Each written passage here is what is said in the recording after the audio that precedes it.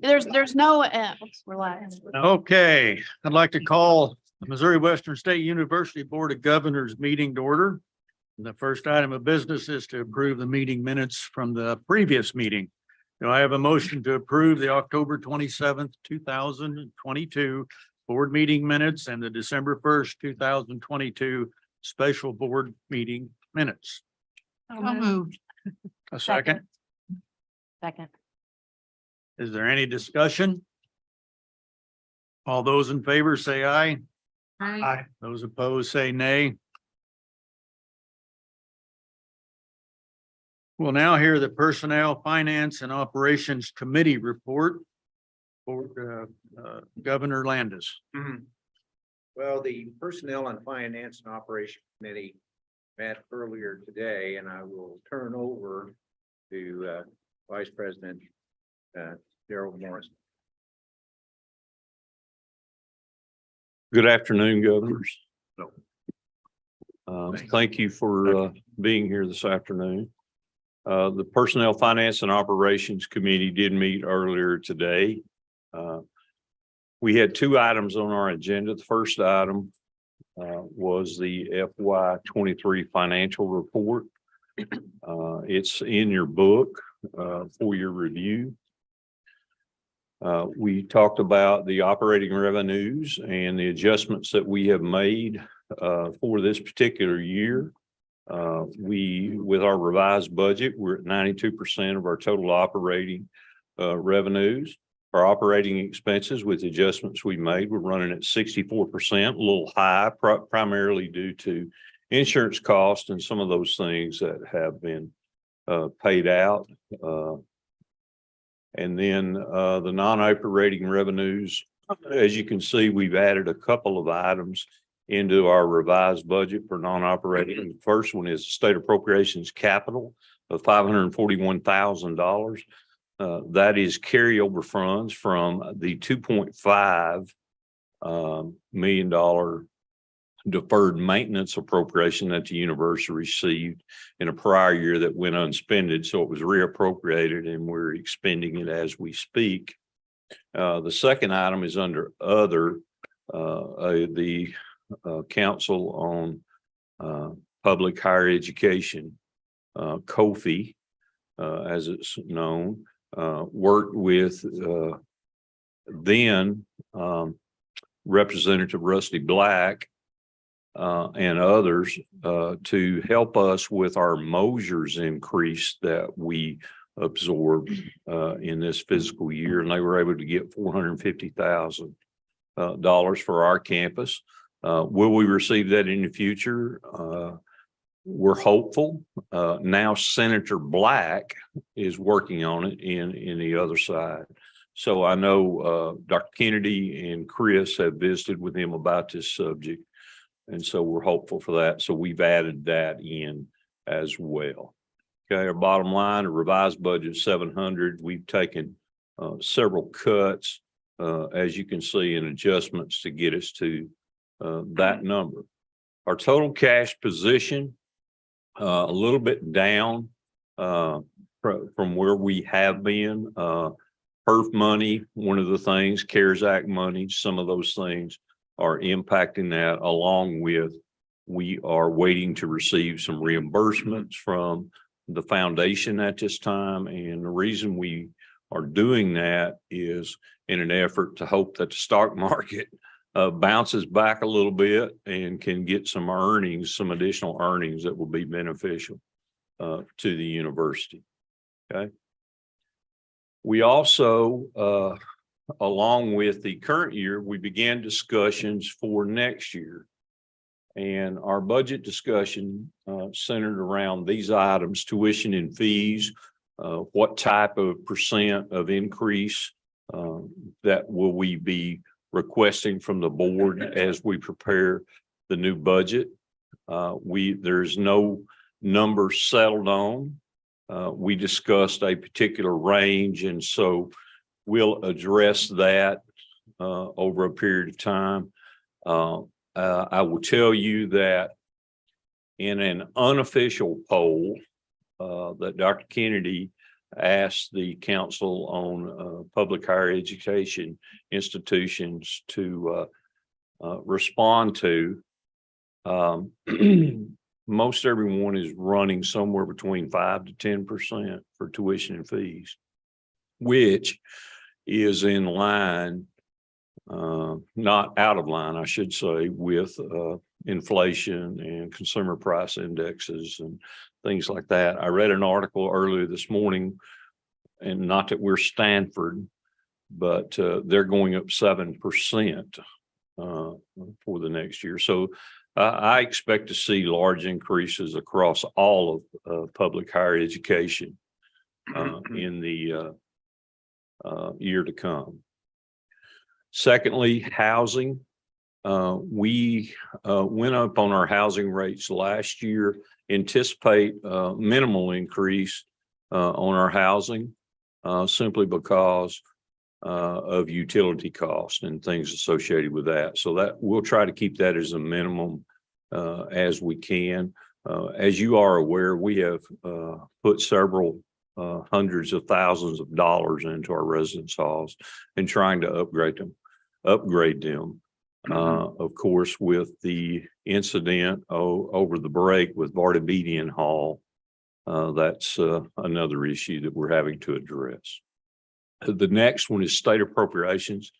Preliminary numbers presented by the governor in his budget is an increase for higher education across the board. Our particular piece of that, we will net out somewhere around $1.6 million for the next fiscal year in state appropriations. Still puts us toward the lower end in public higher education for four-year institutions, behind some of our competitors, certainly. So we've got some ground to make up there. The governor has requested, and I'm sure Dr. Kennedy may discuss this because in our discussions with Chris, the governor's requested no additional funding to be sought for your university, no increases, which is the same thing that he requested last year when he gave us an increase. We will also be looking at compensation and fringe. And I bring this up simply because while we're yet to decide what we will do, there is, as part of our compensation plan that was approved by this body for the upcoming year, there's a range that we would like to do for our faculty and staff so that we don't get in the situation of being behind even more. Will we be able to do what the cost consumer price index is? Of course not, right? But we need to do something to stay competitive on that front.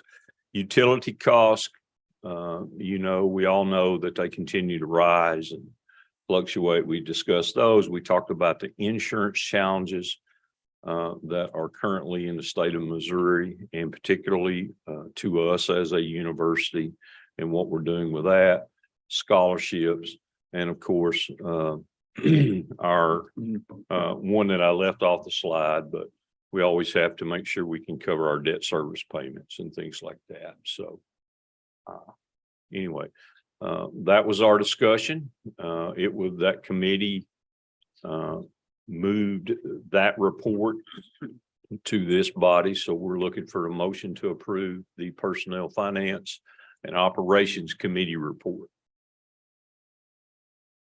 So moved. Can I move it or no?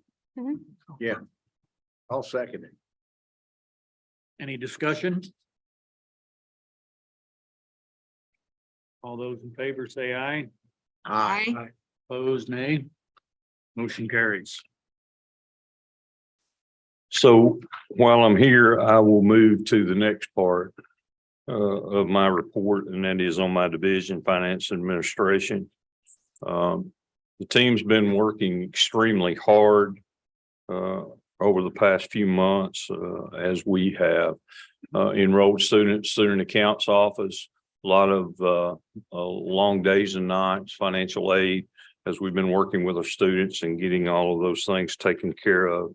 The budget office has been working, as you saw, on the adjustments, not only to the current fiscal year, but also preparing and having a lot of meetings across campus as we continue to teach the university, for lack of a better term, proper budgeting procedures, budget protocols, things like that, and to talk about the budget process and timelines and things for the upcoming fiscal year.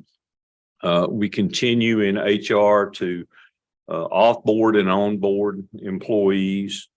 We had 14 in the last month that we have brought on. Physical plant doing some outstanding work. The guys, I can't brag on them enough.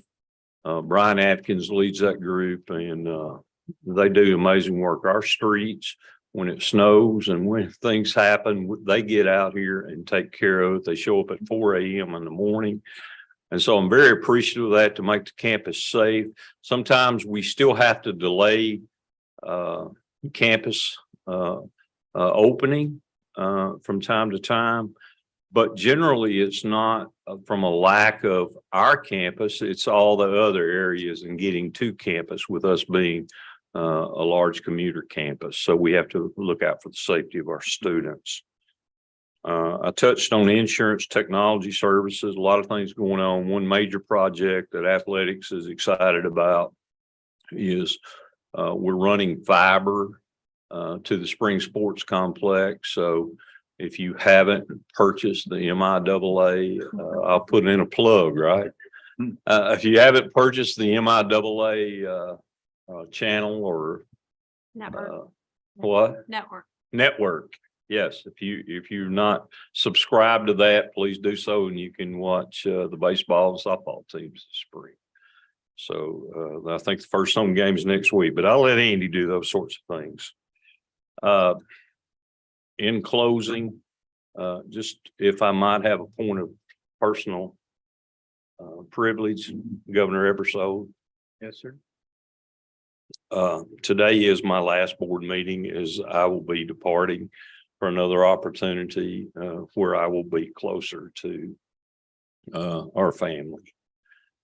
And I find that, and some of you can probably relate to this, the older I get, the more I want to be around my family.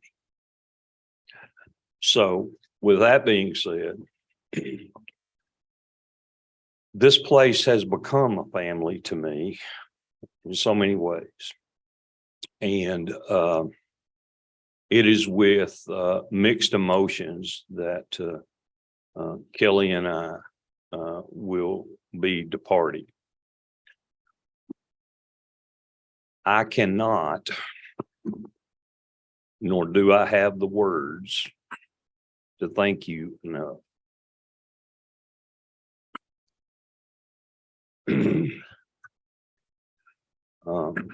I'll start with Dr. Kennedy and express my gratitude for her. Okay. And for her stepping in, and for the close relationship that we have had and will continue to have professionally and personally. Thank you. I would also say that I have appreciated working with the finance board, Governor Landis, Lisa, Bob, who's unable to be with us today. I've appreciated that. That was something that was not in place. We put that in place. It's worked well on so many fronts. Governor Ebersole, thank you for your friendship, your support. I've been doing this a long time, and I'll say this about Rick. When my mother passed away, I had my board chair was at the funeral. And it doesn't hurt that he's unemployed and he didn't have anything else to do, but he was there. I'm trying not to do this, get teared up here.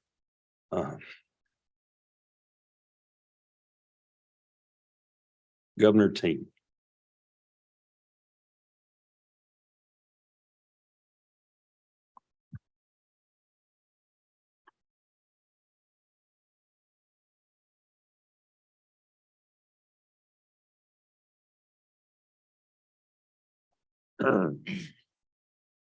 Your leadership. I don't know why I'm doing this. I don't like it this well, Lee.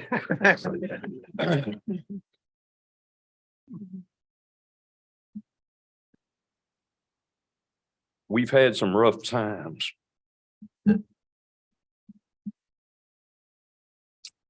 As a campus. Lee Teeman was outstanding as our board chair through that time. His leadership, his support of then President Wilson, then President Kennedy, and me as the bearer of bad news. I don't have the words.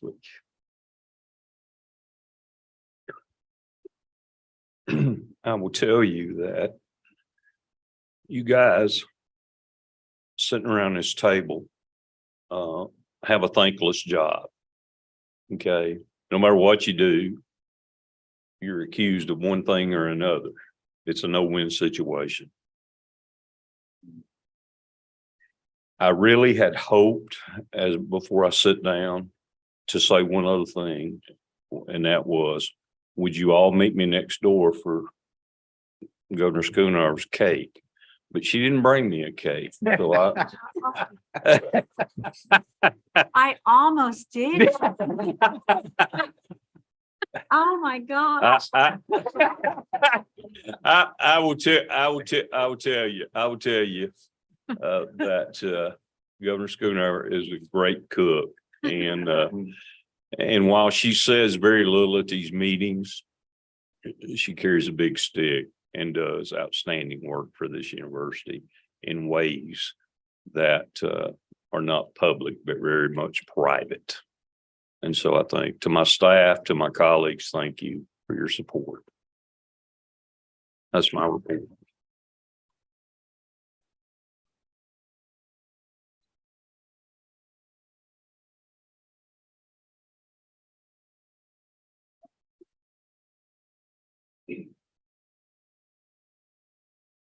Mr. Morrison, I'm not going to go over there and hug you like President Kennedy did. I'm very much appreciative as the board chair, and I know I speak for the rest of the board members that we do appreciate what you've done. You came in hard times and guided us through it, and you worked very hard, and we know it. Thank you. And yes, I was unemployed, retired, had nothing to do that week, so Arkansas seemed okay.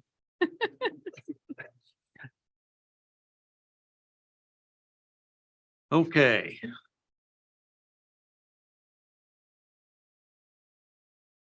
I guess now we have the reports of the vice presidents and other cabinet members, and we'll start off with Dr. Laura Reynolds of the Academic Affairs.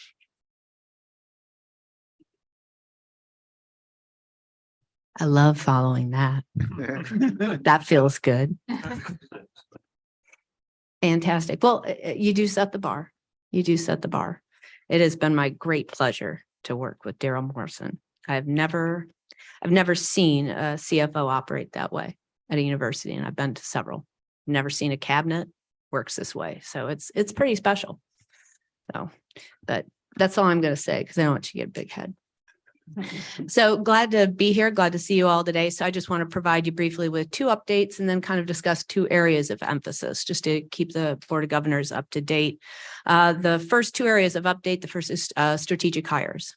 So we've discussed on several occasions and with several other committees, the strategic hiring process here at the university that was begun by my predecessor, Dean Manganero, now Dean Manganero, when he was in the provost's office. And we've sort of taken that to the next level, and really, especially in light of making sure that we are using our resources as fully as possible to evaluate enrollments, to look at CBIZ, to look at needs going forward, to look at program numbers, majors, minors, and our workforce partners, and really think about what programs do we have, what faculty do we have, and then how are we, who do we need in the shop strategically.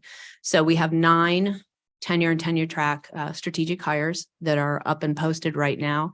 And the first thing I would like to do is to thank the faculty, because the faculty, we have engaged in an entirely new hiring process. We had them go through hiring training, search chair training, search committee chair training. Thank Daryl's HR shop for a heavy lift on helping us with that, revamped how we posted our jobs, and we have a robust pool of the 9 tenure track lines. We already have 4 that are ready to Zoom with their potential new colleagues, and we have a great pool of very qualified individuals, some with experience and some coming out of their doc programs. And these are in areas like construction engineering, digital animation, social work, cyber technology. So some of those areas where we know our enrollments are driving up. So those are what we're really targeting right now to bring in our new colleagues. We also have an instructor and professor of practices that are, again, things where we're engaging folks that have different kinds of qualifications and roles to work with our students in different levels. So the faculty and the deans in really thinking that through and then doing the hard lift on that, that's notable. And the second update I just titled Accreditapalooza, because the last couple of weeks have been all accreditation all the time, especially in Crystal Harris's shop. So we've had 2 accreditors through in the last 2 weeks. And for those of you that have done any kind of inspection, certification, accreditation, you know that all the work that goes into that visit, all the preamble there, and then the hosting that has to happen on campus and the resources that are leveraged there. So we've had CCNE for nursing was the last 3 days. They've just left town and spent time at Mosaic and really just reveled in our partnerships with our colleagues in the region. And then before that, we had social work, which is CSWE, Council for Social Work Education. Get a little acronym crazy. So the social work is particularly exciting as we're about to leverage forward that MSW program, which is really something that the community is driven. Chris has worked a great deal, even with our legislative colleagues on, because social work, like education and nursing, is one of those areas where we are really underpopulated in relation to a workforce, and that we can create a trajectory that pulls learners through. So we're looking forward to that. In our admission, we're targeting right now a fall class for that, because we have to go through several other accreditation hoops before we begin. But we've already got 8 or 10 folks in the wings looking for admission there, which is a nice, strong starting pool. And I know we discussed in the earlier finance meeting, what is sort of the startup? And it usually takes about 3 years, to kind of get your head above water in a program. And so to be able to start with that in a master's degree level program is exemplary. 2 areas of emphasis I want to update you on. First is curriculum and scheduling. From the academic affairs side of the house, the changes in the processes and policies and approaches to this in being very responsible in terms of our partnership with finance and business administration, making sure that we are cleaving tightly to our budgets has been really important. Our efficiency in terms of scheduling our classes, we only run buses when they're full, right? So we make sure that those buses are full. And that's taken a little bit to figure out how to do. Involves changing. Sometimes the sequence classes are offered, and that sometimes takes a couple Mississippis, right? Because you've got to get the timing right. So we're sitting on that now. I got about a 31% reduction in our adjunct use right now. So we're making sure we keep those important adjuncts, which gives us a little bit of not only degrees of freedom, but also brings in those colleagues that really bring that in the field research to practice piece in, which is so important. So we want to make sure we have some adjunct use, but that we're using our tenure track faculty fully in classes that are well populated. One of the tools that is helping us do that is called the CIM, which is a curricular inventory management system, which sounds just like the most boring thing in the world. But if you're a provost, it's super duper exciting, because it makes sure that we can make those changes more quickly. If we don't want to offer it fall and spring, we can only offer it. We'll only offer it in the spring. Our curriculum becomes more dynamic as Dr. Taylor and the Senate move things through the curricular management system. We can start to have a more real-time experience with the catalog and the curriculum. And so that's really important in making sure we can maintain and adapt our curriculum well. couple other things I want to mention in terms of curriculum and scheduling that Academic Affairs is working on, being strategic in how we use our faculty and avoiding those overloads, making sure we minimize or are really accounting for our reassigned time as a faculty and staff is critical for us, and to be responsible in terms of the budget and making sure that we're reporting those numbers and then comparing those numbers year over year. So we've reached the point where we're able to do that. Two things that I think are important moving forward and kind of pulling from the meeting before this is with the help of Daryl's shop is looking at where our fees are right now with courses. And I don't like to add course fees as somebody who's paying undergraduate tuition at the University of South Carolina. I know what real big fees look like now, but making sure that the fees are attached to the courses correctly, that the fees, the benefit of the fee is recognized by the student who's paying the fee, right? And that those fees have been adjusted based on cost. Right. And so we haven't done a great job with that. And as the cost of everything goes up, sometimes we've been eating that, and we clearly aren't in a position to do that. But I want to make sure that they're documented and done correctly, and we're using the right money for the right thing, because that's just the responsible thing to do. So we're going to be looking closely at that. The other thing we're doing is innovating, which I think in a time where you want to watch your pennies, you also have to innovate. So a couple examples of that from Academic Affairs side of the house. We've got things like education cohorts, and Dr. Johnson and the School of Education really working on those cohorts for TESOL. And now just those are starting to multiply, right? And getting teachers in the region familiar with working with children whose not native language is not English, and working in a cohort model with districts. That's great. Bundling that together and scheduling that in a coherent way makes a huge difference in terms of our recognized return on investment.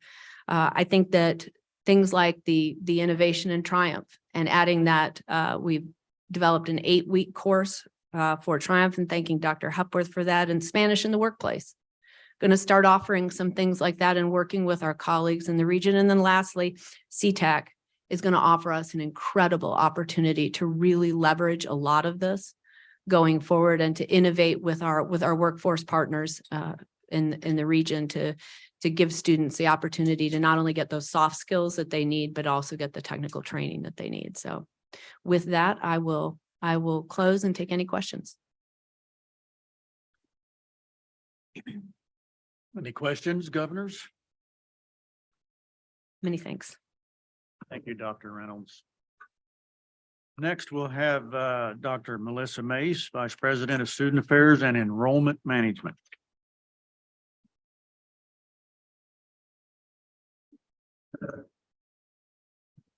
Good afternoon. Wait for the slides to get up. Thank you. Good afternoon, Chairman Ebersold, governors, colleagues, Dr. Kennedy, Griffin community. Thank you for the opportunity to present the good work of the division today. As noted in my written report, which begins on page 33 in your board book, the division has been very busy this academic year. But for the purposes of today, I'd like to focus my remarks on fall 2023 freshman recruitment. Since the beginning of September, the recruitment coordinators have attended 127 college and transfer fairs and completed 260 high school and community college visits in our targeted territories. Because we had 2 vacancies during the fall semester, the entire fall semester, we worked as strategically as possible to be at the college fairs and the schools that would ultimately put us in front of the students who were more likely to attend and have success here at Missouri Western. So this is the first slide that I want to share with you. So right now, 2023 is the gold line on the graph, and 2022 is the black line on the graph. So right now we are running 2% behind where we were at the same time last year. Just kind of neck and neck. We were a little bit more ahead in the fall. We've dwindled a little bit here in the spring semester. But because I'm going to show you this next slide. So I wanted to show you Missouri because over 500 of our 611 first-time freshmen who were enrolled last year, the first day of classes, came out of Missouri. And so this is what Missouri looks like. And we're running 2% ahead of where we were last year in the state of Missouri right now. And of course, that red orange line is from 2021. So made some pretty good gains in the last couple of years. But I also want to show it to you another way. So, and this report, this actual chart is in your board book, but this is the freshman funnel. And so it shows you applicants admits and how we yielded last year. Like as far as the yellow is the yield percentage from last year, and then it's multiplied out to show you where we are situated at this point in time.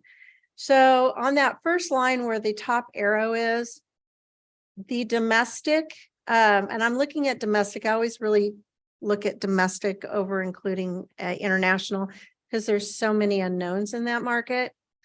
So overall, we calculated, we did a 22% yield last year. And so right now we're 1% behind in applications, 2% behind in admits, 2% behind in what we would possibly yield if we only looked at it that way.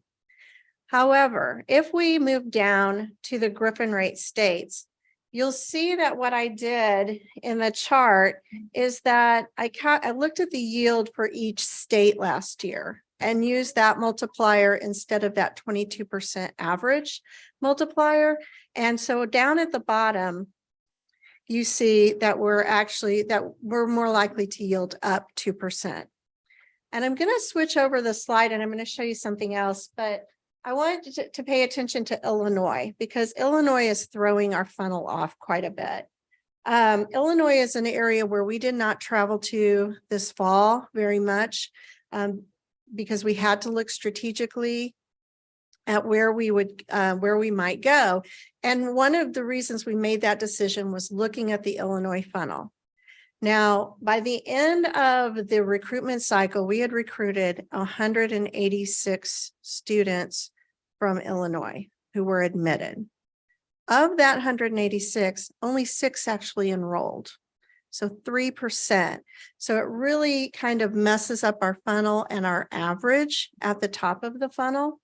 So on this slide, and this is also in your board book, I pulled Illinois out of the funnel. And when I pull Illinois out of the funnel, you'll see that we're up 2% at the top of the funnel chart and 3% at the bottom of the funnel chart. Does that make sense? Anybody have any questions? Okay. So let's look at Missouri territories because we know that Missouri is incredibly important to Missouri Western. So right now in Buchanan County, we are also up in East, North, and South Missouri. We are lagging a little bit behind in Kansas City and Central Missouri and North Kansas City. Again, I attribute those to the strategic decisions we made on which schools to go to for recruitment. So there were some schools in the Kansas City market and the North Kansas City area that we opted out of visiting because either our schedules were bumping up against each other with being those 2 staff members down. And so I think that we're likely, that's where the little bit of the trend down is why we're seeing that. But again, we made those decisions strategically on who was most likely to actually attend the university and do well at the university. Buchanan County, Benton, Bishop, East Buchanan, Lafayette, Mid Buchanan, and St. Joe Christian are all up over last year. Right now, we're lagging a little bit behind at Central and DeKalb. But overall, we are up 8% in Buchanan County over same time last year. Top Missouri counties. Again, Buchanan County, 8% up. We're slightly up in Jackson County, I think by 1 student, and up in St. Louis County. Andrew County, Clay County, and Platte County are currently trending just a little bit down. Overall, right now, we are 2% up in Missouri. And then finally, I wanted to share with you those top academic interests because it was an interesting conversation in the earlier meeting. So nursing always is our strongest draw in applications, but business administration. And what I did, Governor Teeman, I was thinking about you when I did this because last year you asked a really good question about what's going on with business. And because business has so many majors, it kind of spreads itself apart. So I looked at all of the BA, the business administration majors, and kind of put them together. So it gives a better picture of what's going on with business. So business is trending up slightly. Education combined is just slightly down, along with psychology. But exercise science, and this is one I find is very interesting, exercise science is trending up year after year, year after year. And this is a young program. So I think that exercise science is one to watch and possibly one to market, as we had that conversation earlier. And then criminal justice is trending down ever so slightly. So we'll see those other newer programs hit the top 5 and top 6 academic interest area as they, get some air under them and they start lifting up. Questions on the slides or anything else?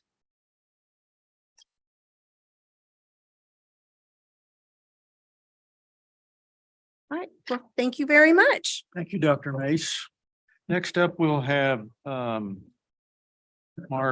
Aschenbach, University Advancement.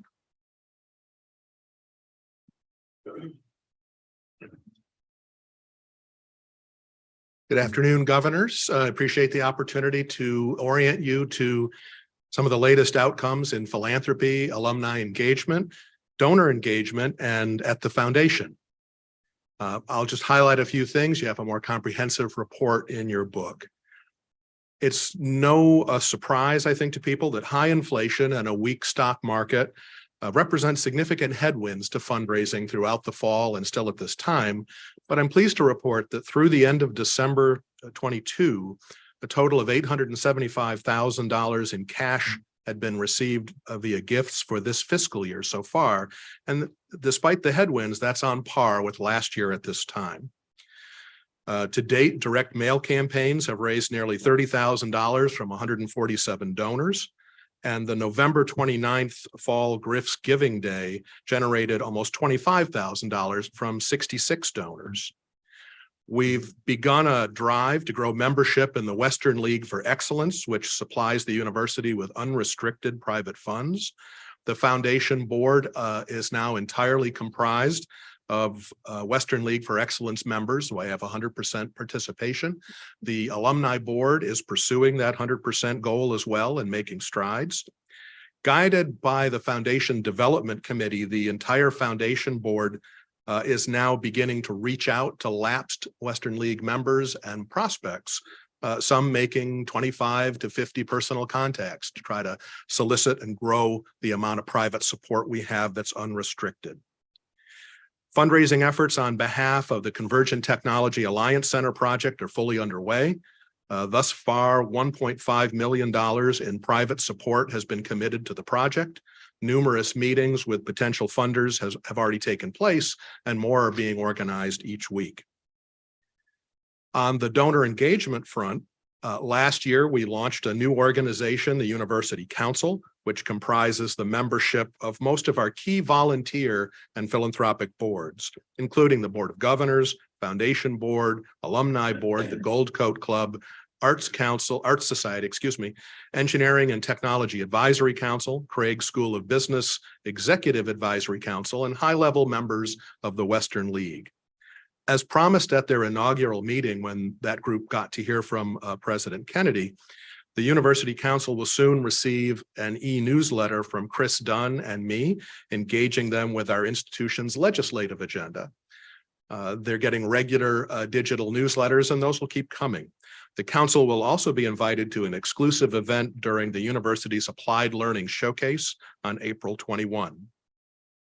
Members of the Arts Society and special guests, including the Board of Governors, will be invited to a special event on March 7th at 5:30 p.m. in Potter Art Gallery in Potter Hall.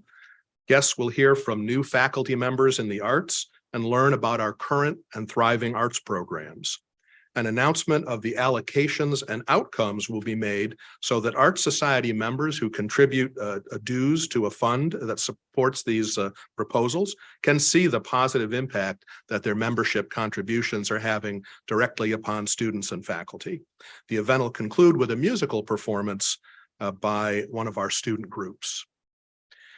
The Ambassadors Program, which provides funding to non-traditional students at the university, has its next luncheon scheduled for March 16th in the Hall of Fame room. They'll hear from Dr. Mike Ducey on the subject of applied learning at Missouri Western. The ambassadors are making steady progress on this year's fundraising efforts and taking steps to increase the size of their membership. We're especially grateful to Connie Wohlenman for her exceptional leadership of the ambassadors. Planning has begun on a special event planned for Kansas City, where we will look to try to host a donor event celebrating our donors and connections in Kansas City and attracting new donors to the university as well. From the alumni perspective, Griffin Stories, our alumni oral history project, is wrapping up. In addition to a number of gifts received from first-time donors, 2,300 alumni responded to the opportunity to participate in the oral history project, and a total of 1,500 stories were collected. Along the way, we verified a lot of important information useful to the fundraising enterprise: 511 new emails, 260 new home addresses, and 1,300 new cell phone numbers have been updated and collected. Survey results with participants show that overwhelmingly, participants found the experience positive and enjoyable. From the foundation, pleased to announce that Dr. Davin Turner of Mosaic Life Care has joined the foundation board. The board also appointed Pat Dillon, Tom Toole, Gary Frazier, and Scott Hine to one-year terms as community appointees to the board. This is the time of year I like to share some of the specific things that the foundation is doing that directly impact students as well. This is the time of year in which students apply for the Blake K. Scanlon Applied Learning Presentation Grant.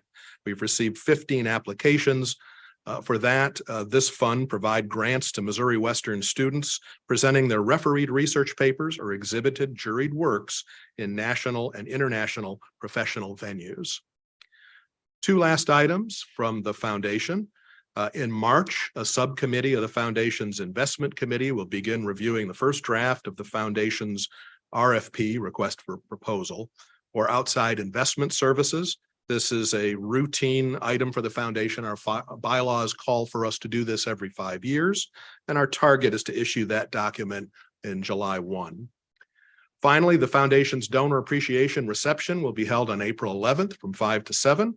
We'll have a short, entertaining program with plenty of opportunity to interact with dozens of our most accomplished students from a wide variety of disciplines. Details will follow, but all board members are encouraged to attend and help steward donors to Missouri Western who will be in attendance. With that, I'm happy to take any questions. Any questions, governors? Thank you. Next, we'll hear from the Director of Athletics, Andy Carter.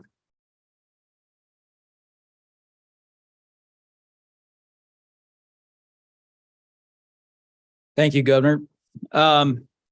Just off the top, I want to just say a couple of words of thanks to just the people that I work with every day. This came out really well. And I think Laura alluded to the team we have when the whole Vartabedian incident happened, and we had students living there that needed to find places, athletes that needed to get relocated quickly. And then just the whole process of working together to come back and get them where they needed to be, to make sure they had the meals they needed, everything that goes with that. Daryl and Melissa's crowd over in the housing. It was fantastic. Everybody pitched in. Everybody took a really bad situation, and it turned out our students were very appreciative of how that was handled. So I just wanted to say a word about that. So I've just got a couple of highlights to my report. You can read the full one in your booklet. And then I have one addition as well. So most of you know, because if you read the press release, that Buzz is retiring, our baseball coach for 23 years, will be stepping down, and we're working on some types of a celebration event in the last home weekend. As more is known about that, as we get that finalized, we'll certainly relay that out for everyone. Only the second coach in the history of the program. So we really want to celebrate that April 28th to the 30th timeframe. We also had a resignation in our esports program, and we were fortunate that with Luke leaving, at the same time, we had some experience on our campus, and we have some interim leadership in there now that's picking that up and moving that right along. So we feel very fortunate for that.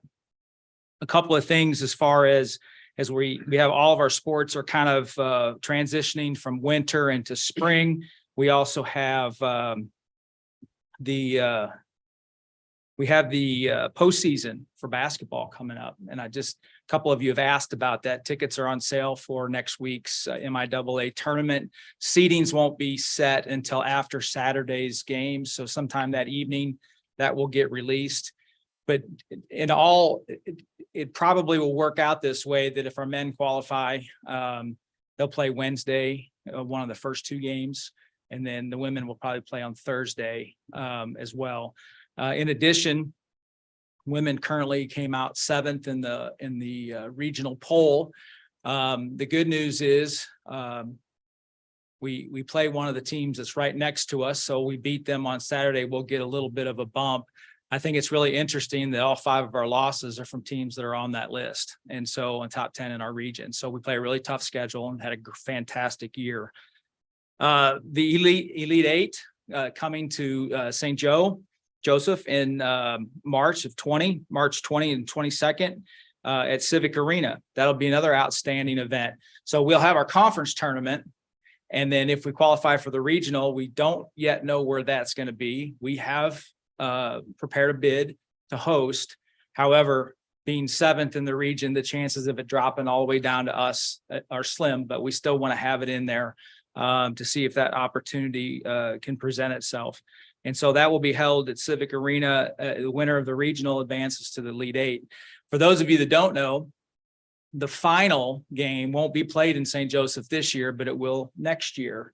The final this year is part of a NCAA championship festival for women's basketball. Division I, Division II, and Division III finals will all be played in Dallas in the same weekend. So they've done that before, I think in 2016 in Indianapolis. And then the last thing I wanted to add is that we had such a great night last night at the basketball games honoring our student athletes. And you're going to hear and probably see some numbers that don't jive with what I'm going to tell you. And part of it is we honored 2 semesters worth of people last night. And I'm going to tell you about this fall semester. This past fall semester, our student athletes had a 3.299 collective GPA. That's the second highest in school history, athletic history, with the exception of the COVID year, which there's a lot that went into that on why grades were a little bit inflated. But we had an outstanding representation last night. And here's a couple of things I'd like to just highlight. We had 90 students from the fall with a 4.0, 107 with a 3.5 to 3.99, and 94 from a 3.0 to 3.49. So 76.5% of our student athletes were above a 3.0. And that's just fantastic work by our coaches and by our student athletes putting in the time and the effort to be true student athletes. So at this time, I would take any questions.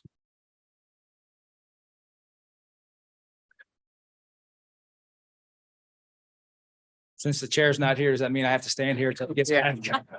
Yes, it does. So Caleb, I guess you would be the vice chair. Are there any ask questions? Are there any Governor? more questions? Okay, thank you. Thank you. Thank you.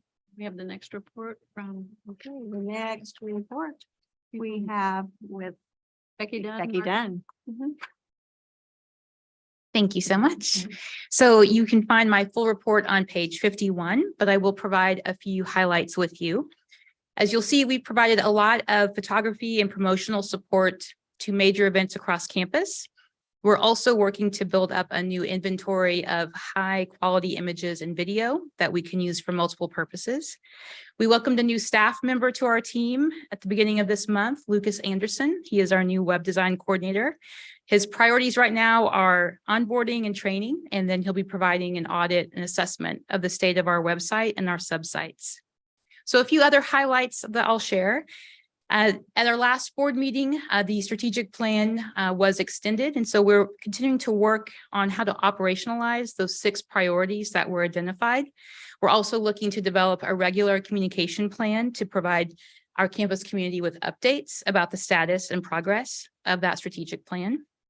We're planning to issue a request for proposals to seek assistance with market research and brand development. We'll use this to help identify the current status of our brand position and the competitive landscape to inform a new marketing and branding strategy. A few highlights from the data that's in the report. Our team provides creative services to the campus, and also we work with everyone in terms of communication efforts. And you'll see that from October 1st to January 31st, that we processed 601 team requests. That's about 8.5 projects per business day. So we're pretty busy. As we look back over the last year, we've processed over 2,000 requests total. And so we're proud of being able to support the campus in that way. As you look at social media, you'll see that we're continuing to increase in several engagement metrics. And engagement really represents the interaction with our content, which speaks to the content quality.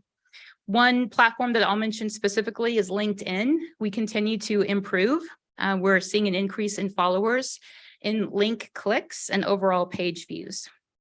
Our new photo sharing site that we launched in September, SmugMug, continues to perform well. People like to see their mugs.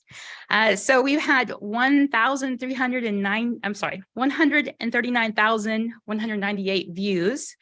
And as you look at our gallery, it's organized into different folders and different events. Our top galleries are Student Life, Campus Scenes, and Family Day. The most views was in the month of November, and our single day high was November 30th, where we had 8,884 views. That was Grad Fest. And so we had our graduating students coming through when we took photos of each one, and they told all their friends. So we had a lot of people looking at photos that day.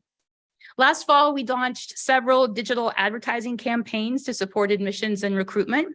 And we're using data from those campaigns to inform our future campaigns. And as you'll see in my report, we're looking at what performed better on Google, what performed better on social media, and using that so that we can enhance and be strategic. The custom view book continues to perform well. What's really promising there, I think, is the number of return visits. And so a student will create a custom view book, and then they'll go back and they'll create another one using different parameters. And so they're really able to dig into the content that they want to see about Missouri Western. Finally, I'll mention just with our Google Analytics for our website, again, we're working to make a transition to Google Analytics 4, which is a change that Google has with their analytics. It takes a while, and with the 7-month vacancy that we had in our web design coordinator position, it's delayed some implementation of really tracking. But now that we've filled that position, we're hoping to make some quick progress. You'll see in my report the top 10 web pages based on new users. I will mention that 3 of the top 10 are new to the list. Those 3 pages are about Missouri Western, major minor declaration forms, and banner systems tech services. So people were really interested in those things. And with that, I'll take any questions. Any questions, governors? Thank you, Ms. Dunn. Now we'll hear from our president, Dr. Kennedy. Well, thank you, Chair Eversold and Vice Chair Schoonover and governors both near and far, I guess, depending on who's with us. So welcome to the spring 2023 semester. At this point, believe it or not, we are in our 6th week, which means that with just a little over 1/3 of the semester already under our belts, we are well into our educational enterprise. In fact, not only are we hearing birds early in the morning, but the hum of activity on campus is increasing. And we will see that continue as we head into March and April. And that's because, and I'm just giving you your little bit of pre-warning, remember, this time of year is our busy season, so to speak. So spring traditions that we have brings a multitude of ways through which we celebrate our students, our faculty, and our staff. From presentations and conferences, award and recognition ceremonies, to the championships, which will mark the ending of our winter sports and the opening of our outdoor spring competitions. And of course, our grand finale, which will be spring commencement. All of these events, all of these things are coming, but they signal to us that another excellent academic year is closing in. And soon it will be time to applaud and to recognize the great work that we have done this year. So that's soon, but not quite yet. So with that as a backdrop, let me provide you with some updates and informations. As Vice President Morrison previously alluded to, this is his final board meeting. Daryl will be accepting a position. Yes, hello, Daryl. As a position at East Central Oklahoma University in Ada, Oklahoma, and he'll be leaving us on March 17th. Obviously, that will be a very, very sad day for everyone here at Missouri Western. We'll be very sad to see Daryl go. But importantly, I believe I can speak for everyone at Missouri Western when I express the deep gratitude that we all feel for the very good work that Daryl has done, the leadership that he's brought, the assembling of his team, the pulling together to get us through some very difficult times. Financially and otherwise, there were many days where if it weren't for Daryl's humor, I'm not sure how we would have made it through till 4:30 in the afternoon. But it has been during these past 3 years, he's worked and his team has worked very hard to provide a solid foundation of best practices, policies, procedures. And I look at these, I'm sure most do, as these will be the fundamental guides, the foundation to really move Missouri Western for me. So if you might indulge me, I would like us to once again acknowledge Daryl's work with applause.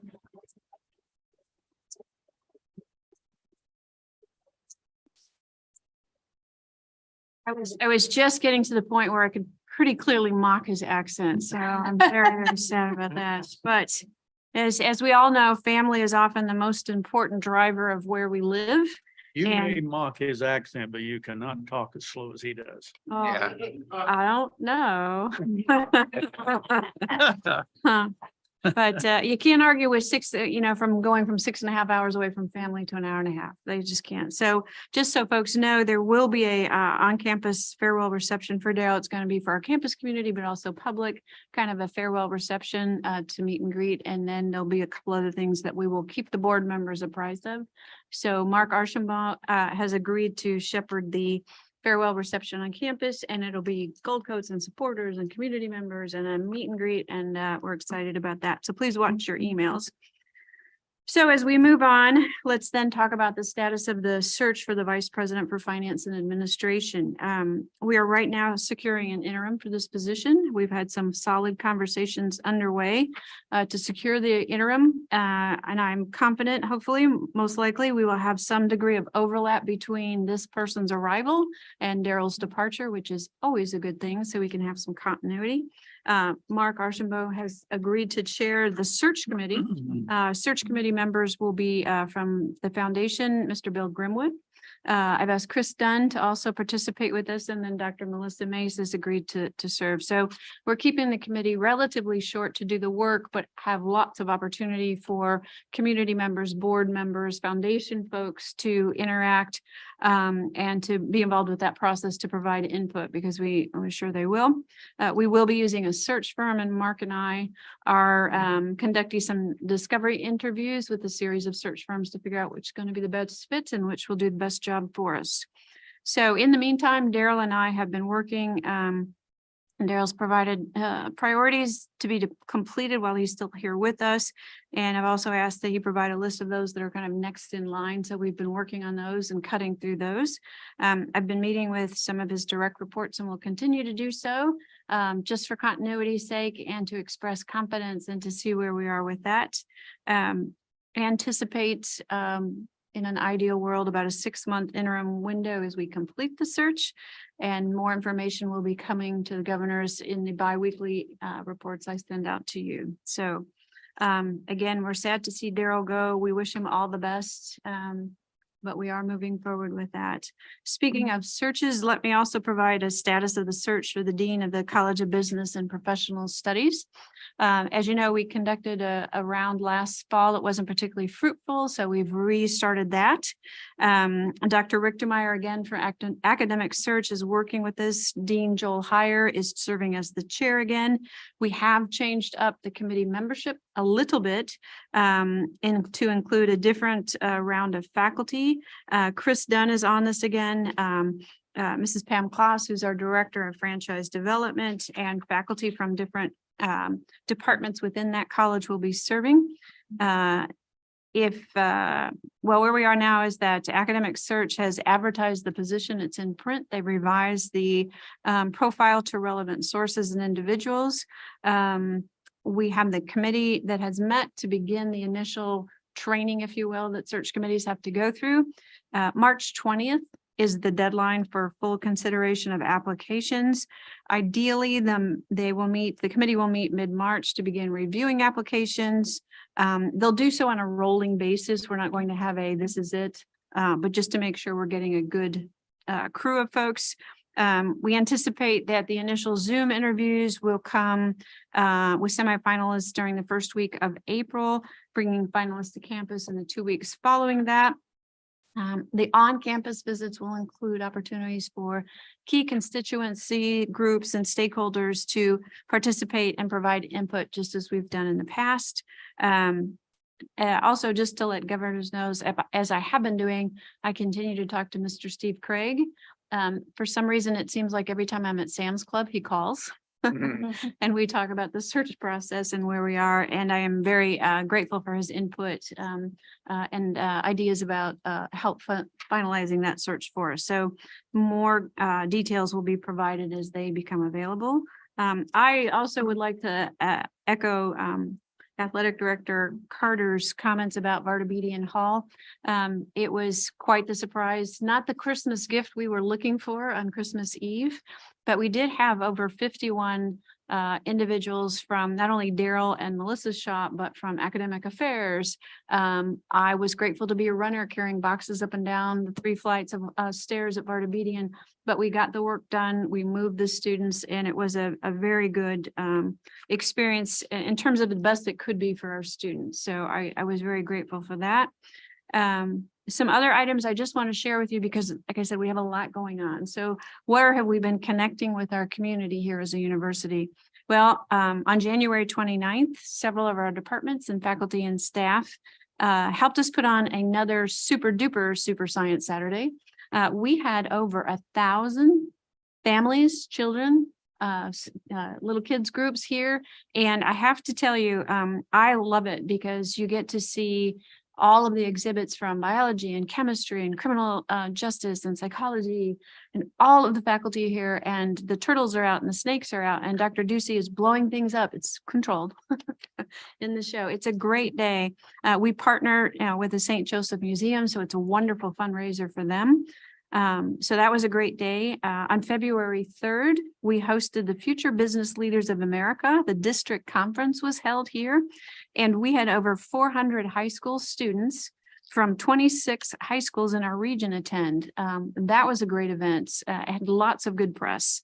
Also on February 4th, at the men's basketball game, we recognized the outstanding career of former Griffin men's head basketball coach, Mr. Kerry Filbert. Coach Filbert was here for 12 years, and he amassed 210 wins, 3 NAIA national tournament appearances and was a 3-time Missouri NAIA District Coach of the Year. His family came and many of his children. We had the former basketball players here, and it was a wonderful, wonderful event. I was going to do some bragging also about our student athlete performance. But I have to say, when you have our highest women's team GPA of tennis was a 3.8, and the highest men's GPA was golf with a 3.3. The solid performance of our student athletes was just phenomenal. And I will tell you, it was inspiring because to do it half at the halftime of the women's game and half at the halftime at the men's game in front of full crowds, I felt like the proud mama with all my children doing so well. It was really, really wonderful. And they were excited to be honored in that way. So for what our mission is and who our student athletes are, it's just really exciting. Also, I'm hoping you caught this, when we think about how are we helping students prepare for their future careers, we had a spectacular time hosting about 300 area high school students on campus for the Skills USA Northwest District Leadership and Skills Conference that we had on the 21st here. And this is really great because it's the first step in the conference.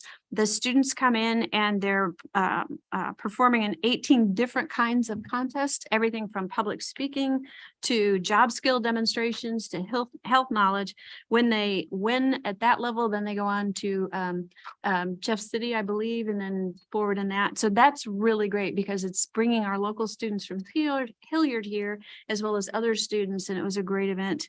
If governors would mark your calendars on Tuesday, March 14th, we'll host the Missouri Regional Industrial Science and Engineering event, or as we commonly call it, MORISE. This brings together our regional employers with alumni and current students who are pursuing STEM degrees. They come together in the evening. They focus on regional employment and professional networking. We mix students and employers and alumni sitting at tables to talk about job opportunities and careers for their majors. The students get dressed up.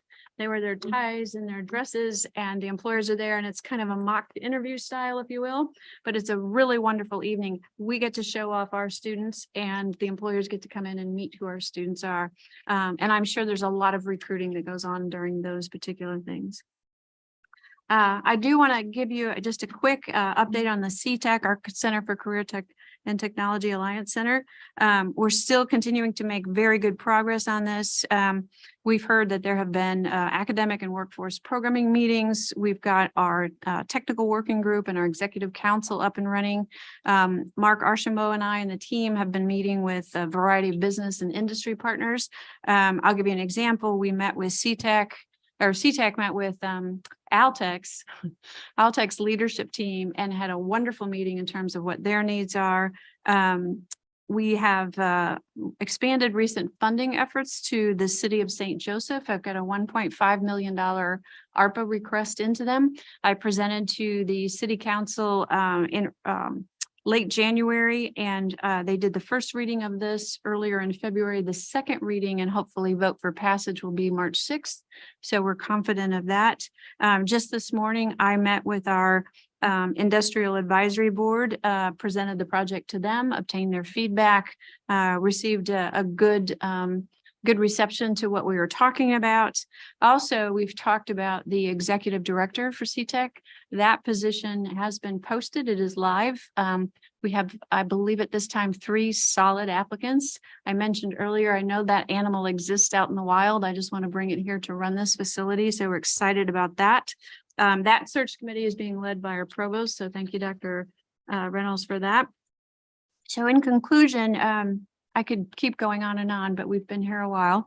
There is much good work going on here at Missouri Western State University. At the micro level, you've heard from all of our vice presidents, our cabinet levels, about the very good work they and their teams are engaged in as we continue to move ahead. And then at a bigger level, let's just talk about the notion that as we continue to pursue what our mission is as a regional public open access university, what we're doing, what our mission is to prepare our students for lives of excellence, to provide opportunity. And it is the opportunity that will transform the lives of our students and the communities that we serve. right? Higher education can be and should be considered a public good when and done with the concert of the values and objectives of the community it serves, and when it meets the demands of local, regional, and statewide economic needs in terms of workforce and talent development. Often I say Missouri Western is moving forward with clear direction and sure purpose. And I hope that you hear that, because I will tell you, it was incredibly gratifying to know that each and every one of you is behind us in our efforts to do so. So thank you, and I'm happy to take any questions. Any questions? Well, it certainly is a busy time. We thank you for your report and your leadership. All right, we have the report from the chair, and I want to remind all of the board members here that we're required to fill out a Missouri State Ethics form. I think we've all received it in the mail here recently, so don't forget to do that. Here in late March or early April, I've been informed that the university, in cooperation with the Conservation Department, is going to burn the prairie out east of the campus. A controlled burn. Sure. And so if you see a big smoke cloud over the university, hopefully all it is the prairie burning. So if you've never witnessed such a event, it's worth watching, not closely, but worth watching. As Mr. Morrison pointed out, we're getting internet cable access into the sports complex. And as I came in that way this morning, I seen the contractor out there working, and they're pushing the cable through the dirt headed north to the sports complex. So we'll be hooked up soon, I presume. And again, I would like to thank Daryl Morrison for his service, his leadership, hard work. And we not only thank you, but we wish you and Kelly the best of luck and congratulations on getting close to the family. Are there any board member comments or questions? There being no further comments or questions, a vote will be held to close the meeting pursuant to Missouri Statute 610.021, sections 1, 2, 3, and 14. To consider legal matters, real estate personnel, and other matters protected by law. Do I have a motion to close the meeting? So moved. A second? On a discussion? All in favor, say aye. Aye. Opposed, nay. The motion carried. We're going to move into executive session, and I thank all of our visitors in attendance. Come back again.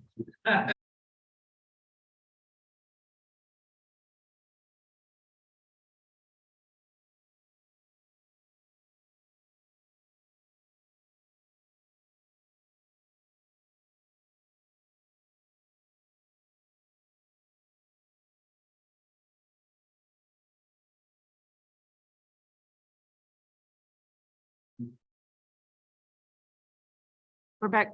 We can't- that's- Okay, board meeting's back in open session. Do I have a motion to approve the personnel recommendations and other legal matters as presented in closed session? So moved. Second. Is there any discussion? Hearing none, all those in favor say aye. Aye. Aye. Opposed, nay. Motion carried. There being no further business, this meeting is adjourned.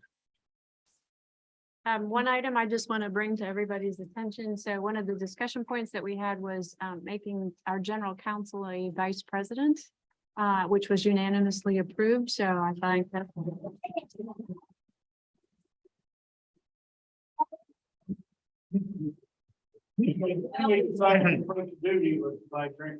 Yeah.